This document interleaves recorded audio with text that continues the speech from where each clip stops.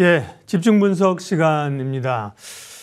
간밤에 테슬라가 실적 발표했습니다. 미국의 이제 실적 시즌이 본격적으로 돌입되고 있는데요. 그 영향으로 오늘 또 2차 전지들이 많이 빠집니다. SK 하이닉스는 좋은 실적 냈는데 그 영향은 잘 못 받고, 네, 테슬라 실적을 2차 전지주가 많이 받고 있는데요. 과연 2차 전지는 어떻게 될 것인가? 또 언제쯤 봄날이 올 것인가? 유진투자증권 리서치센터 한병화 이사님 모시고 집중 분석하겠습니다. 어서 오십시오. 네, 안녕하세요. 네. 주가 그래도 조금 이제 올라줘야 이제 반등이 좀 의미 있는 것인가, 그죠? 그리고 네. 이제 좀 밸류를 따져볼 텐데 오늘은 또 주가가 많이 밀리고 있어서 사실 좀 부담스럽긴 한데요. 네. 일단 테슬라 얘기부터 하겠습니다. 실적을 주목했는데 테슬라가 실적 부진하게 나왔고, 예, 우리도 그 영향을 받고 있는 건데요. 테슬라 실적 좀 평가해 주세요. 앞으로 전망까지. 네, 지난 4분기 실적은 지난번에 이제 이미 인도 대수를 발표를 한 상태여서 네. 애널리스트들의 그 하향 조정이 미리 많이 이루어졌습니다. 예. 이루어져서 사실은 4분기 실적만 딱 따로 떼놓고 보면 특별한 이슈는 없었어요. 오히려 그 영업 외단에서 그 텍스 크레딧을 많이 세액 공제 같은 걸 많이 받으면서 그건 예상을 훨씬 상회했고요. 다만 이제 투자자들이 집중해서 봤던 것은 가이던스죠. 올해 과연 어떻게 될 것인가, 네. 그 가이던스인데 그 부분이 좀 많이 미약했던 것 같아요. 왜냐하면 구체적인 인도 대수의 목표치를 주지를 않고 작년의 성장에 비해서 올해는 현저하게 좀 낮을 것 같다, 성장률이. 그렇게 이제 예상을 하면서 지금 시간에선 주가가 이제 많이 빠지고 있죠. 네. 그래서 뭐 이거는 사실은 테슬라만의 이슈는 아니고요. 글로벌 전체의 전기차 시장이 조금 속도가 감속되는 그런 구간에 이제 간다고 제가 여러 번 말씀드렸잖아요. 그게 네. 이제 뭐 당연히 1위 업체이기 때문에 영향을 미치고 있고, 특히 이제 조금 자초한 측면이 있는 것은 테슬라가 사실은 한 1년 이상을 계속 가격을 인하를 했잖아요. 가격을 인하하면서 수요를 창출시킨다는 이제 그런 명분으로, 그리고 점유율을 확대한다는 명분으로 했었는데 그 전략이 일단 먹혀들이지 않았던 거죠. 그래서 전략의 실패라고 이제 할 수가 있겠습니다. 그러니까 작년 4분기, 그러니까 재작년 4분기의 영업이익률이 한 16% 정도 됐었는데 올 4분기에는 8%까지 떨어졌거든요. 그러니까 뭐 지난 물론 3분기보다 살짝 0.4%, 5% 증가를 하긴 했는데 단가 인하로 수요 확대의 효과는 그렇게 크게 보지를 못했고 오히려 이익률만 많이 급감을 한 상태이기 때문에 이런 것들은 전기차뿐만 아니라 배터리 밸류체인 전반에 좀 좋지 않은 얘기다, 그렇게 해석할 수 있겠습니다. 네. 기본적으로 성장하긴 하지만 성장률이 둔화된다. 그 다음에 최근에 계속 이제 수요 둔화에 대한 걱정들이 나오고 있지 않습니까? 미국 네. 완성차 업체들도 뭐 생산을 줄인다고 얘기하고 있고, 수요 둔화 부분은 올해 뭐 시장에 실제로 뭐 어느 정도나 영향을 미치고 혹은 또 뭐 좀 돌아설 수 있는 올해로 봤을 때 좀 타이밍이 있을까요? 작년도에 글로벌 전체 전기차 판매 대수의 증가율이 한 34% 정도 됐던 것으로 저희가 네. 이제 추정을 하고 있습니다. 올해는 제가 연간 전망에서 한 24% 정도로 네. 10%포인트 정도 낮게 보고 있어요. 네. 보고 있는데 테슬라의 이제 가이던스를 사실은 좀 반영을 하면 그거보다 조금 더 낮아질 것 같아요.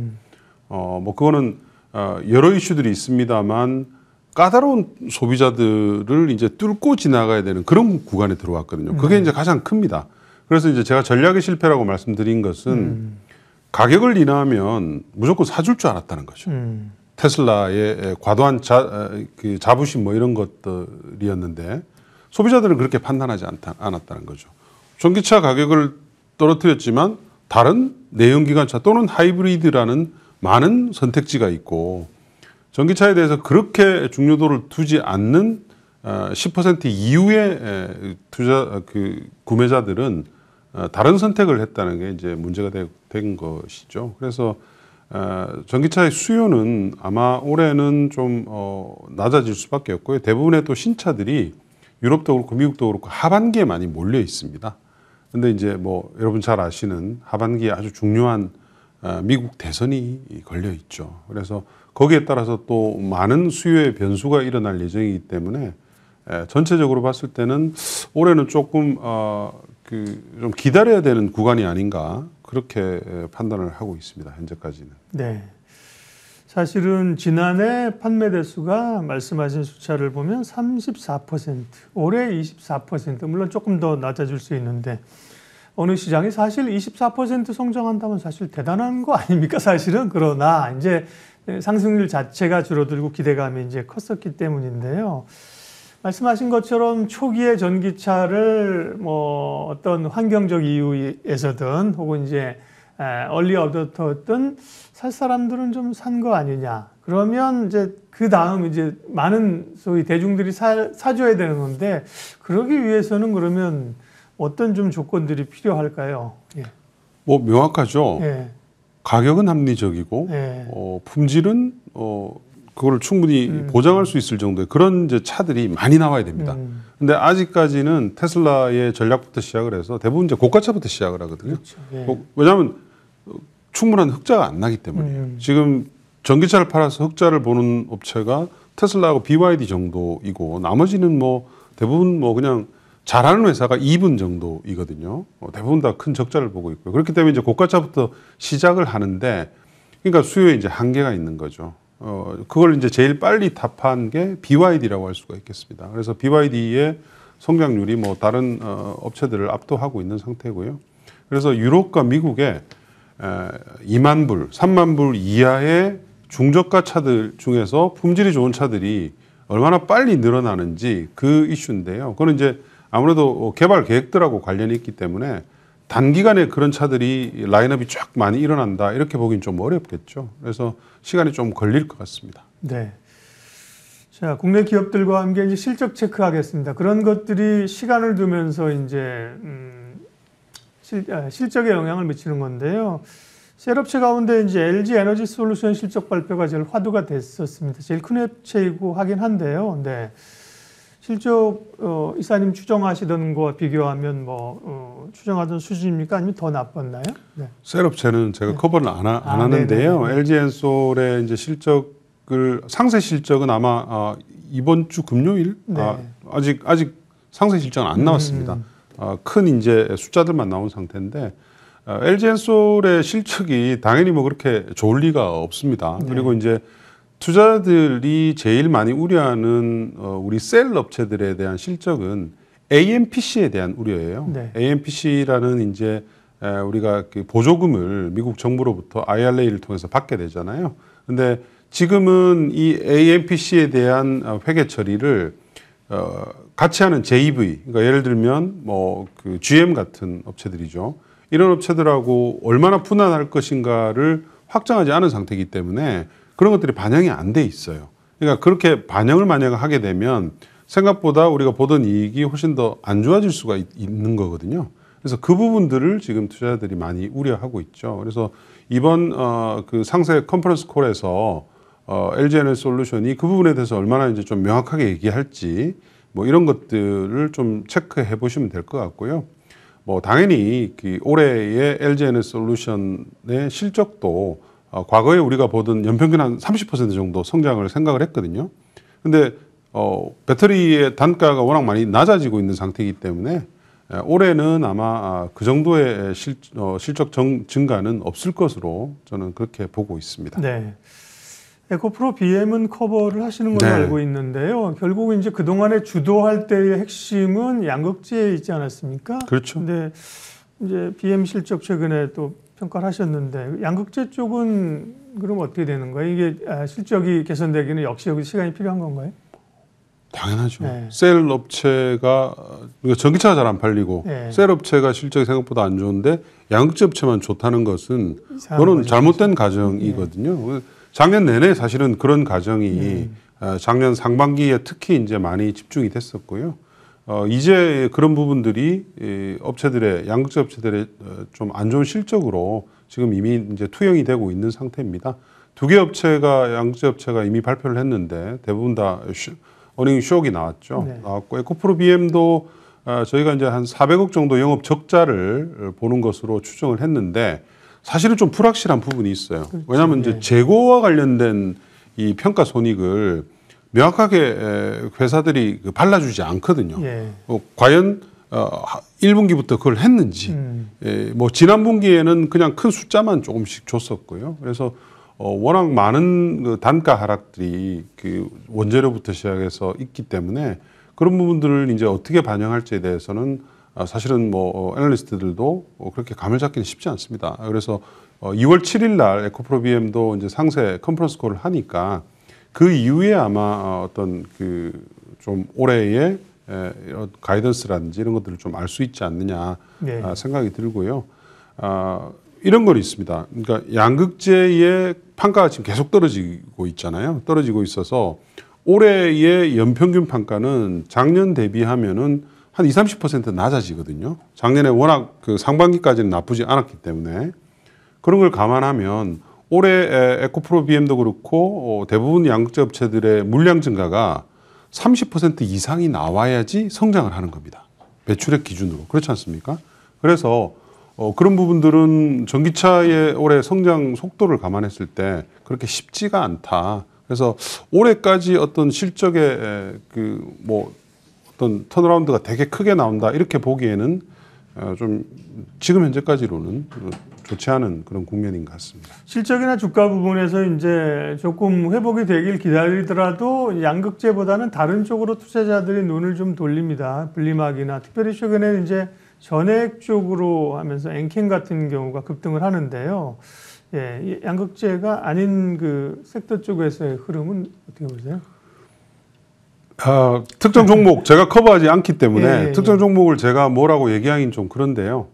밸류에이션이 낮은 종목을 사시라. 네. 그렇게 이제 말씀드립니다. 예. 그러니까 전기차 산업이 구조적인 성장 산업이기 때문에 사실은 이 지금 고비만 넘어가면 또 성장을 하거든요. 네. 근데 보면 우리 지금 배터리 관련 투자하시는 분들 보면 너무 이제 몰려가서 투자하세요. 팬덤 뭐 무슨 채널에서 뭘 사라 그러면 몰려가고 그런 것들이 있는데 이 회사의 중장기 실적이 어떻게 될지에 대해서 좀 세밀하게 추정을 하셔야 돼요. 세밀하게 추정을 하셔서 과연 지금 다른 나라의 어떤 그런 기업들 또 유사한 기업들이 받는 가치와 얼마나 비교했을 때 얼마나 좀 차이가 있느냐 그런 부분들을 좀 투자하셔야 되는데 좀 그렇지 못한 것 같아요. 그래서 저는 좀 그런 점들이 좀 우려가 되고요. 뭐 엔캠도 그와 제가 유사한 생각을 가지고 있습니다. 네. 중장기적으로 성장을 많이 하나 최근에 이제 주가 상승이 너무 과도하게 일방적으로 다른 업체들과는 전혀 상관없이 올라갔잖아요. 과연 배터리를 팔아야지 모든 소재 부품들이 똑같이 그렇죠. 가는 거고 그거는 네. 전기차의 판매에서 나오잖아요. 그러니까 보통 해외의 어떤 업체들도 전기차와 배터리 업체들은 비슷하게 움직입니다. 항상. 예. 그중에서 경쟁에서 탈락하는 업체들이 이제 안 좋은 거지. 그렇지 않은 업체들은 비슷하게 움직이는데 네. 우리는 너무 쏠림이 있죠. 예, 차이가 많아가지고 그런 부분들은 항상 투자의 리스크 포인트다. 그렇게 이제 보시면 될 것 같아요. 트럼프 리스크는 어떻게 해석하세요? 뭐 2차 전지뿐만 아니라 친환경 쪽에 뭐 풍력이나 태양광이나 다 마찬가지로 우려들을 하고 있는 상황인데요. 센티멘트로는 안 좋습니다. 네. 트럼프가 당연히 되면 전체 그린 산업에 좋지는 않죠. 그러나 이제 실질적인 효과가 어떠냐 하면 재생에너지는 일단 영향은 없어요. 왜냐하면 이미 그 트럼프 1기가 있었고 2016년에 당선돼서 20년 갈 때까지 미국의 풍력 태양광 업황이 사상 최대 고황이었거든요. 예. 왜냐하면 보조금이 작동을 하고 있었고 그거는 입법화된 보조금이었고 그거를 되돌리지 못했어요. 트럼프가. 이번에 IRA 보조금은 그 당시보다 2배 이상 더 긴 기간이고 훨씬 더 많은 보조금을 투여하기 때문에 IRA를 무력화시키지 않는 이상은 영향을 미치기 어렵습니다. 그런데 IRA를 무력화시키려면 상하원을 다 장악을 해야 되고 특히 상원에서는 필리버스터를 무력화시킬 수 있을 60석 이상을 장악을 해야 돼요. 근데 그거는 뭐 제가 봤을 때는 어림없는 소리고요. 그래서 공격을 받을 수 있는 대상은 행정부의 명령으로 지탱되어 오던 산업들은 좀 영향을 받습니다. 그게 이제 대표적으로 전기차죠. IRA의 보조금은 없애지 못하나 행정부가 명령한 그 연비 규제가 거기에 따라서 이제 완성차 업체들이 대규모 벌금을 부과받기 때문에 전기차 개발을 빠른 속도로 늘려왔었거든요. 근데 그거를 스톱 시킬 가능성이 굉장히 높습니다. 이미 1기 때도 똑같이 했었고요. 그래서 연비 규제를 무력화 시키자마자 1년 후부터 미국의 전기차 시장이 역성장을 했었죠. 트럼프 시기 때. 그래서 제가 이제 계속 조금 보수적으로 말씀드린 이유가 뭐 한두 달에 전기차 판매 증가가 있다 하더라도 트럼프가 과연 당선될지 안 될지가 중기, 그러니까 한 3, 4년 내에 전기차 시황의 가장 핵심 요소다. 그렇게 이제 보시면 될 것 같아요. 네. 그러면 전기차 2차 전지 시장에 대한 전략을 뭐 너무 짧게도 너무 길게도 사실 어려우니까 올 한 해를 좀 이제 시간의 지평을 올 한 해로 본다면 어떤 전략을 가져가는 게 좋을까요? 일단은 철저하게 밸류에이션 낮은 종목 위주로 중장기 그 계획을 가지고 저점 매수하시는 전략이 맞다. 네. 조금 그 단기로 보고 투자하기에는 사실은 좀 너무 불확실성이 좀 올라가 있는 상태다 그렇게 보고 있고요. 다만 이제 잊지 말아야 될 것은 전기차 산업도 역시 구조적인 성장 산업입니다. 구조적인 성장 산업이기 때문에 항상 그 합리적이지 못한 기업 가치를 받는 업체들은 시간이 좀 지나면 충분히 많이 수익을 낼 수 있는 그런 영역에 있죠. 그러나 거기서 한참 벗어난 고밸류에이션 종목들은 대표적인 양극재 업체들이죠. 시간이 좀 오래 걸릴 것이다. 그렇게 이제 판단을 하고 있습니다. 네. 전기차 시장 흐름과 2차 전지에 대한 투자 전략, 유진투자증권 한병화 이사님 오늘 함께했습니다. 말씀 고맙습니다. 감사합니다.